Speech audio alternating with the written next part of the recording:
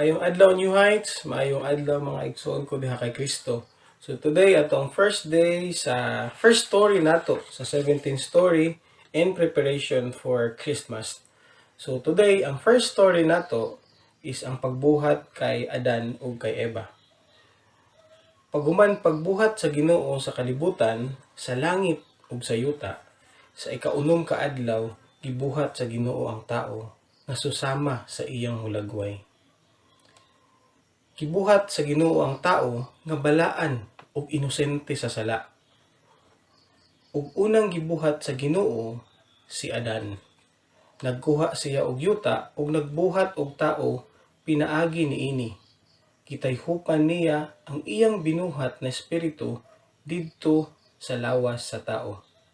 Ang espiritu sa tao wala nauna og himo, pero nabuhat pinaagi sa pagtayhop sa Ginoo sa yuta kung asa gikan ang tao.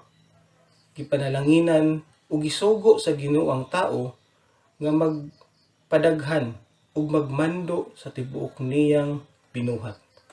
Paghuman niya og buhat kay Adan, gibuhat niya si Eva gikan sa gusok ni Adan. Gibuhat niya kini gikan sa iyang lawas. Ug gisugo niya nga magpadaghan ug magmando sa tibuok niyang binuhat. Paghuman og buhat sa Ginoo kay Adan ug kay Eva, nakita niya ang tibuok niyang creation nga nindot ug maayo. Makita nato diri igsoon nga walay gibuhat ang Ginoo nga dautan, because God is not evil. He hates evil and cannot do evil. Ang Ginoo balaan ug matarong sa tanan. Gibuhat sa Ginoo ang tao ug gibutang niya kini sa Garden of Eden para magmando sa tibuok niyang binuhat. Pabasa nato na sa Genesis chapter 1 verses 26. Og nabuhi ug nagtrabaho ang tao nga kauban ang presensya sa Ginoo. Mabasa nato na sa Genesis chapter 2 verses 8 to 15. Sa tunga sa garden nabutang ang duha ka punuan, ang tree of life ug ang tree of knowledge of good and evil. Giingnan sa Ginoo si Adan nga pwede nilang kaunon tanan bunga sa kahoy maliban lamang sa prutas sa tree of knowledge of good and evil, kay siguradong mamatay sila. Mabasa nato na sa Genesis chapter 2 verses 16 to 17. Dili gusto sa Ginoo nga mamatay ang tao, kay ang kamatayon dili man kini apil sa iyahang original nga plano.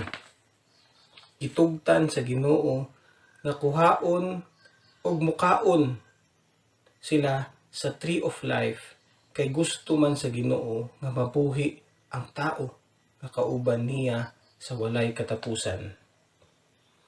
Makita nato diri igsoon na nahigugma kaayo ang Ginoo. Ug gusto niya na pilion na higugmaon pud nato siya. Higugmaon nato ang Ginoo pinaagi sa pagtuman sa iyang mga sugo. Makita pud nato diri igsoon nga mao kini ang gugma, because love is a choice and God choose to love us.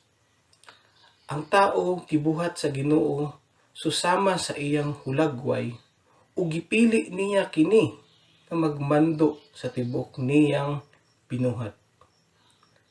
Gipili ni Satan na magrebelde sa Ginoo, kay gusto man niya na mahimong Ginoo.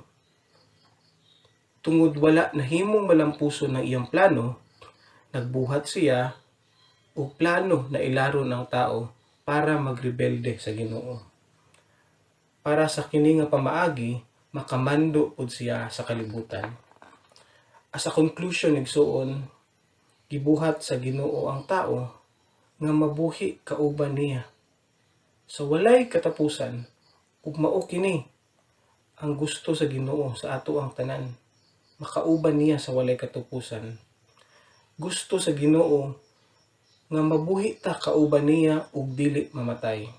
Kay ang kamatayon walay labot sa iyang original nga plano sa tao. As closing suon, pangutana, para kay kinsa ka nabuhi karon? Sa ubang butang or para sa Ginoo? Makita nato karon nga panahona nga dili tanan tao nabuhi para sa Ginoo ug tanan tao mamatay. Kay ngano man? Kay ang tao naoy dakong problema tungod kini sa sala. Ginaawhag nako ang tanan nga maminaw sa sunod nato na story nga i-present ni Pastor Mike, and I hope and I pray na i-guide ta sa Holy Spirit to understand more ang atong stories nga pagaubanan till December 25. Thank you and God bless.